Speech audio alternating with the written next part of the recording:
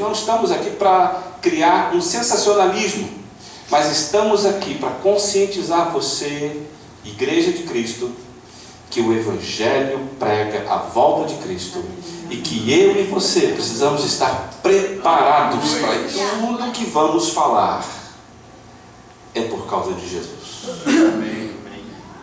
Não tem outro fundamento. As letras em grego, alfa e ômega, Jesus Cristo é o princípio e o fim.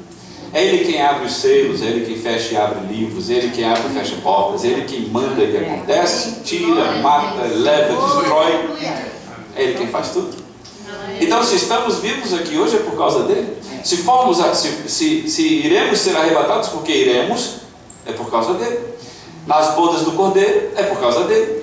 É Ele quem chama para cear, é Ele quem dá os galardões do tribunal de Cristo, é por causa dele, tudo é por causa dele.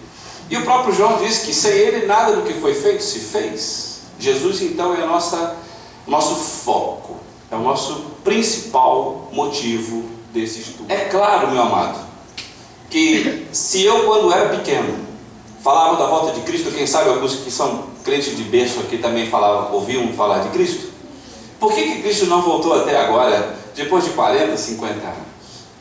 Existe um motivo. Então, para que a gente possa entender um pouco a mente de Deus, nós precisamos entender algumas coisas que é em relação a períodos de tempo. Salmo 90, versículo 4, porque 1000 anos são os teus olhos como o dia de ontem que passou. Em 2 Pedro 3,8, mas amados, não ignoreis uma coisa. Repita comigo aqui, vamos lá. Que um dia para o Senhor é como e 1000 anos.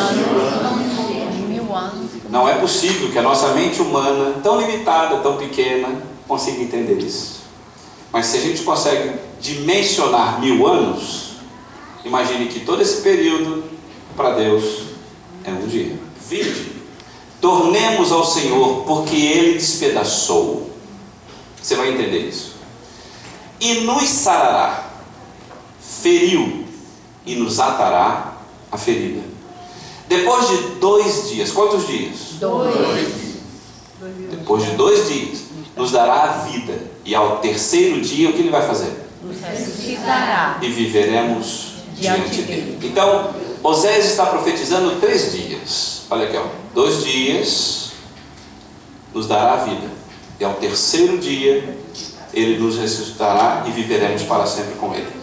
O que o profeta está falando aqui? Do que ele está falando? Existe então, e é importante, eu gostaria de ressaltar isso aqui também, pastor, que quando a gente trata de coisas futuras, apocalípticas, coisas para o fim, existem no meio teológico diversas linhas de entendimento. Amém? Você entende isso? Amém. Então eu posso entender de um jeito, o pastor pode entender de outro, e assim vai, porque a teologia, quando se trata do futuro, quando se trata de escatologia, ela tem realmente vertentes de entendimento.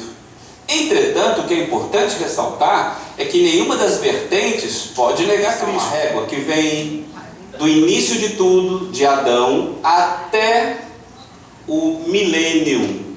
E aqui começa o cristianismo. Durante aqui todo o governo humano, depois eu vou explicar esses números aqui.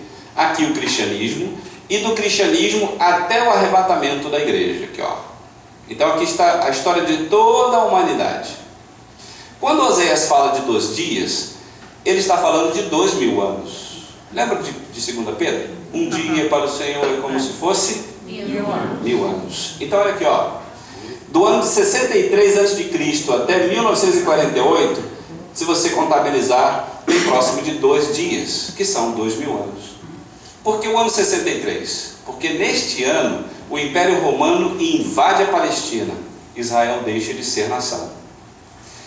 Vai passar todo o período até 1948, quando há lá na ONU, nós vamos ver essa tela, uma votação para que Israel volte a ser nação. De quantos dias? 2. Nos dará a vida.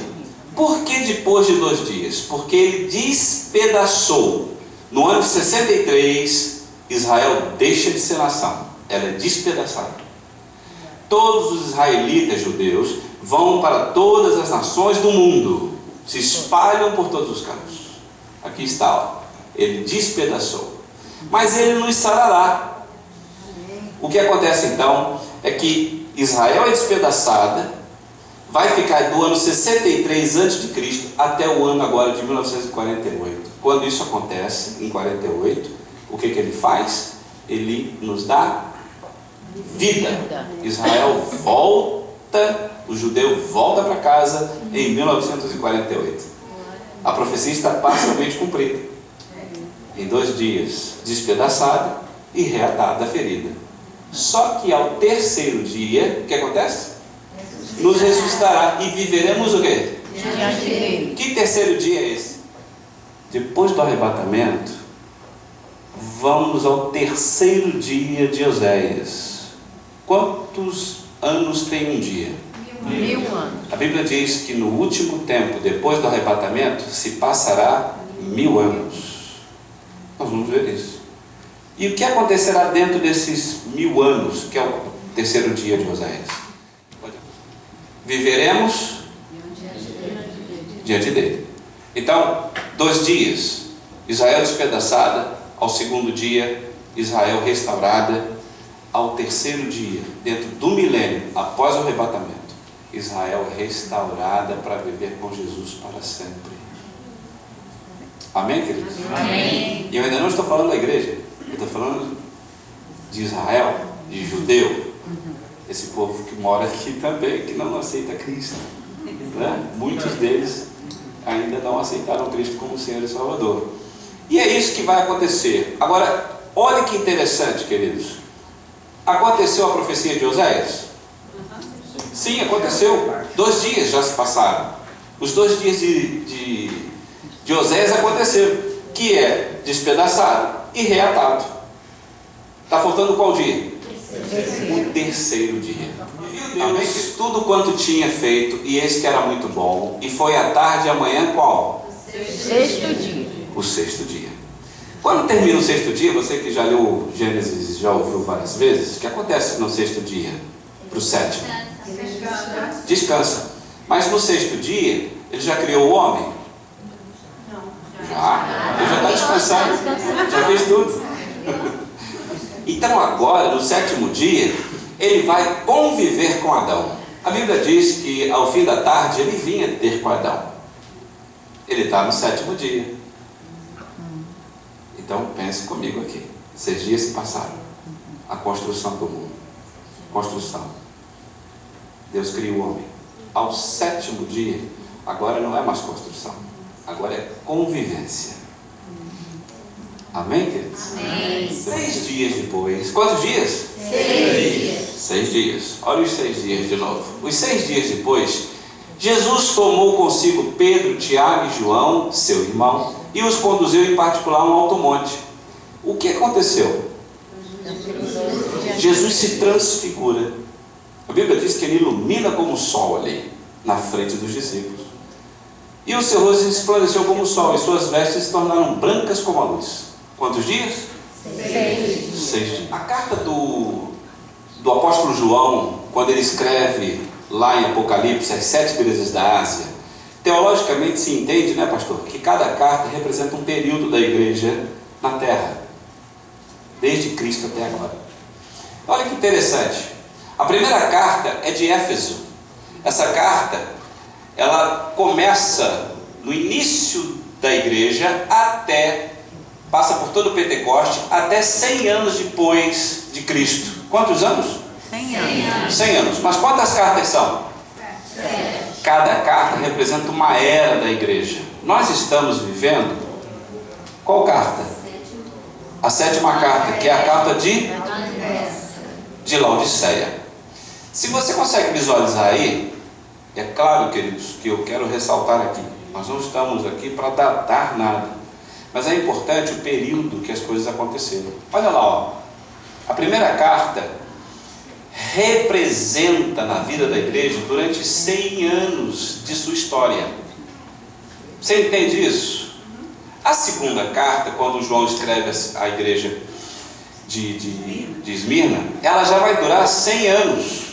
É o período do que ela escreve de vivência desta igreja na terra. Depois 200 anos, depois 1000 anos.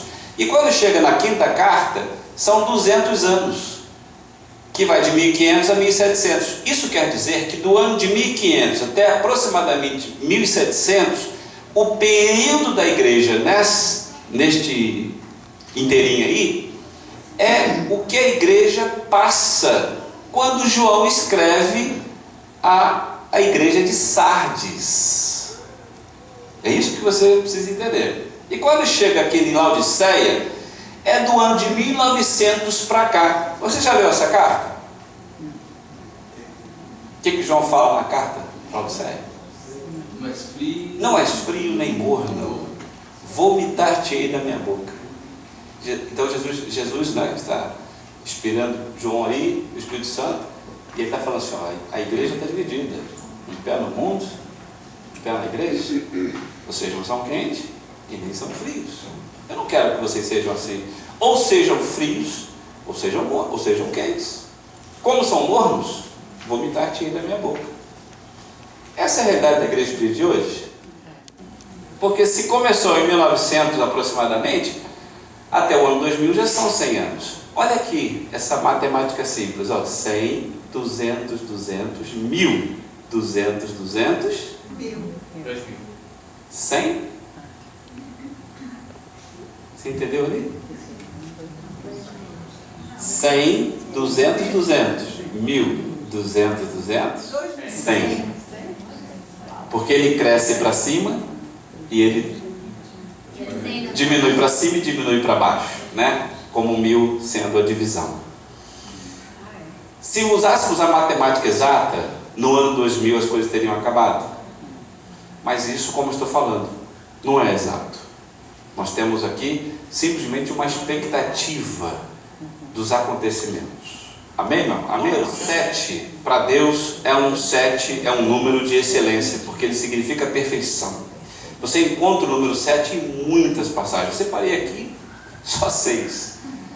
Deus descansou no 7º dia. A Bíblia inteira contém a palavra Páscoa 77 vezes. O Evangelho recorda as frases de Jesus na cruz. 7 frases. 3 em João, 3 em Lucas, 1 em Mateus. Enoque foi o 7º homem depois de Adão e foi o quê? Trasladado. Após 7 voltas na muralha de Jericó, o que aconteceu? O muro caiu. No Apocalipse, o livro que é o livro que nós estamos se referindo é o livro da consumação da redenção. O 7 domina todo o livro. 7 igrejas, que a gente acabou de ver, 7 espíritos, 7 castiçais, 7 estrelas, 7 lâmpadas, 7 trombetas, 7 taças, 7 olhos, 7 anos, 7 trombetas, e aí vai. O número 7 ele reina no livro do Apocalipse.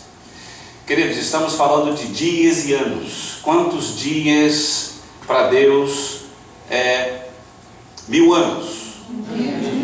Um dia para Deus são quantos anos?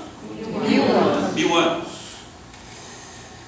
Há uma linha de entendimento teológico, por isso que eu estou ressaltando a linha de entendimento, de que Deus separou 7.000 anos para o homem viver sobre a face da terra. Isso é um entendimento teológico. Graças a todas as questões e versículos de entendimento, de interpretação. Se esse entendimento for então adotado, da criação até os dias de hoje, teologicamente também há uma separação das eras. O que nós chamamos na teologia de dispensação. A dispensação nada mais é que uma forma de Deus tratar o homem, pastor. Então, 7 condições, 7 tratamentos que Deus deu ao homem ao longo da história. A exceção da Inocência. Deus vinha falar com o homem pessoalmente no paraíso. Olha que tratamento VIP aqui, né? É assim que Deus fazia nessa primeira dispensação. Só que ela não dura muito. Ela vai até a desobediência. Então Adão peca, desobedece e ele é expulso do paraíso, e Deus então coloca ali o fim dessa dispensação, chamada dispensação da inocência. A partir desse momento vai começar agora a segunda dispensação. Esse período aqui não tem, a primeira dispensação não tem períodos de data. E isso é muito importante em todo esse entendimento de períodos, de prazos, tá? Então, desde a criação até o momento onde Adão peca, nós não temos como datar, não há como contagem de anos, de dias ali. Bem sabemos que foram muitos, entretanto não tem como existir uma data. Entretanto, da queda até, pode avançar, é onde nós estamos, até Noé, já se tem uma estimativa de 1656 anos. Então isso aqui são estimativas, é um longo período, percebe? Essa dispensação é chamada de consciência, porque é nesse período que o homem toma consciência do bem e do mal e faz tudo o que acontece no planeta Terra, e Deus agora se ausenta desse homem. Enquanto na primeira dispensação Deus tratava o negócio de perto, aqui ele trata de longe. A segunda dispensação vai até onde? Noé, o dilúvio. Então Deus vai agora planejar em destruir o planeta com água. Vai começar agora a terceira dispensação. A dispensação é o momento do governo humano. Ele vai de Noé até Abraão. Olha quantos anos aqui aproximadamente. 430 anos. Terceira dispensação. Governo humano. Aconteceu o quê? Torre de Babel. Conhece a história? Os homens se reúnem, vamos construir uma torre, né? E eu vou abrir só um parênteses aqui para falar desse momento, que eu acho que é muito interessante. Sabe quando é que Deus se reúne com o Espírito Santo e Jesus Cristo para fazer as coisas? Na criação do homem. Enquanto Ele está criando o sol, haja. E Deus viu que era bom. Haja, e Deus viu que era bom. Na criação do homem, Jesus Cristo, o Espírito Santo, os três juntos, façamos o homem a nossa imagem conforme nossa semelhança. Então, naquele momento, a Trindade está construindo. Entretanto, queridos, o tempo vai passar e isso acontece de novo aqui. O tempo inteiro vai passar. E agora Jesus Cristo, o Espírito Santo e Deus se reúnem mais uma vez para fazer uma coisa interessante. Os homens estão construindo uma torre, estão subindo. Qual o objetivo da torre? Chegar no céu. E Deus não gosta muito daquilo. Ele desce, observa aquilo tudo e fala: o que esse pessoal está fazendo? Está fazendo uma torre? Para fazer o quê? Chegar no céu? Isso é impossível. Aí Deus fala assim: deixamos e confundamos a língua deles. Deus Pai, Deus Filho e Deus Espírito Santo. É nessa hora que de novo a Trindade se reúne para confundir a língua de quem estava construindo, aqueles povos que estavam construindo a Torre de Babel. Amém, amado? Amém. Tal era a importância desse evento, né? Quarta dispensação.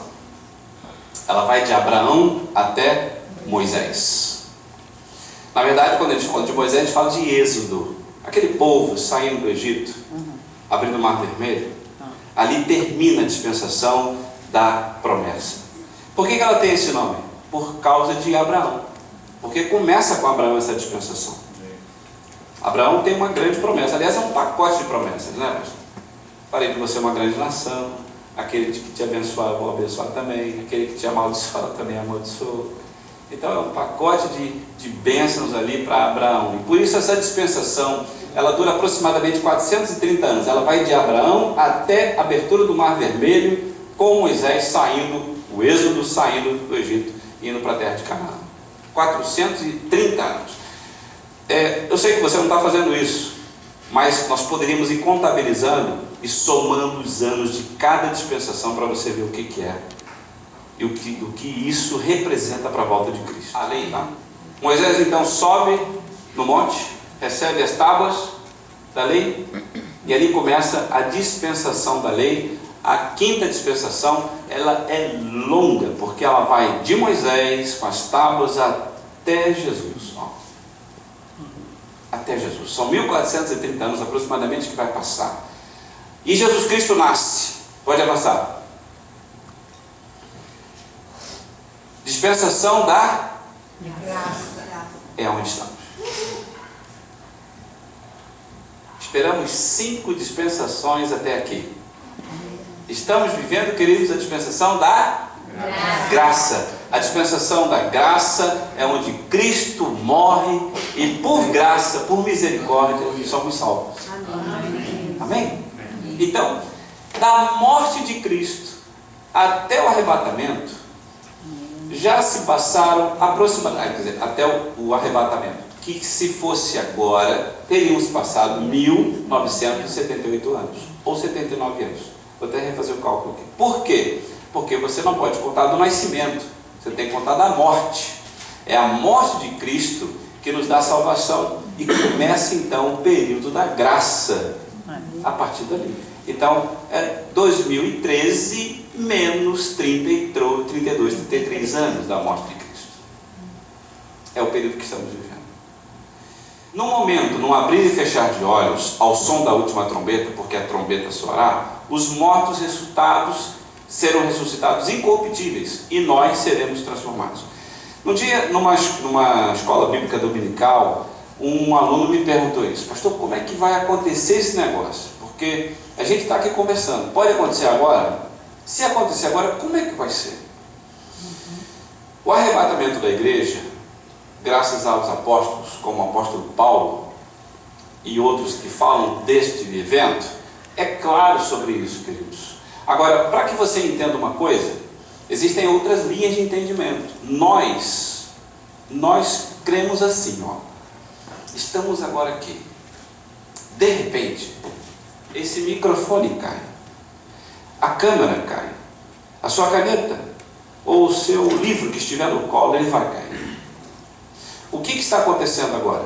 O corpo físico, ele é transformado. Eu queria o Senhor descer do céu, conforme com a trombeta de Deus, e os que morreram em Cristo ressuscitarão primeiro. Depois nós que ficarmos vivos seremos arrebatados juntamente com eles nas nuvens, a encontrar o Senhor nos ares, e assim estaremos para sempre com o Senhor. No arrebatamento, Jesus Cristo desce do céu até a altura das nuvens. Você que já viajou de avião sabe o que eu estou falando. É ali aonde Jesus estará esperando a sua igreja. Ele não está esperando no paraíso, ele está esperando ali, nas nuvens. Nós passaremos por um processo de transformação, porque o corpo físico não passaria do teto. Precisamos ter um corpo transformado. Você lembra da história de Jesus, quando depois da morte ele aparece com os discípulos, e ele senta à mesa? Aquele corpo é glorioso, mas ele come junto com os discípulos, ao mesmo tempo que ele atravessa paredes. Olha que interessante. É o corpo glorioso, e é este corpo que nós vamos receber para ficarmos semelhantes a Cristo. Amém, queridos? Amém. Você espera esse dia? Amém. Porque quando isso acontecer, toda a igreja vai subir junto. Entretanto, Deus é administrativo também. E nessa administração desse grande evento, ele faz uma coisa interessante. Quem vai primeiro? Os que morreram em Cristo. Não são os que morreram. São os que morreram em Cristo. Seu parente, meu parente, que morreu em Cristo, ele vai primeiro. Então ele se encontra com Jesus nos ares. Depois que já estiverem lá, depois quem vai? Nós que estamos vivos. Aí iremos nos encontrar com todos. Amém? Foi o que meu filho perguntou hoje. Pai, como é que vai ser esse negócio? É muita gente? Eu falei, filho, é como você tentar contar os grãos da areia do mar. É isso aí. É a quantidade de gente que vai ter lá nesse evento. Amém, queridos?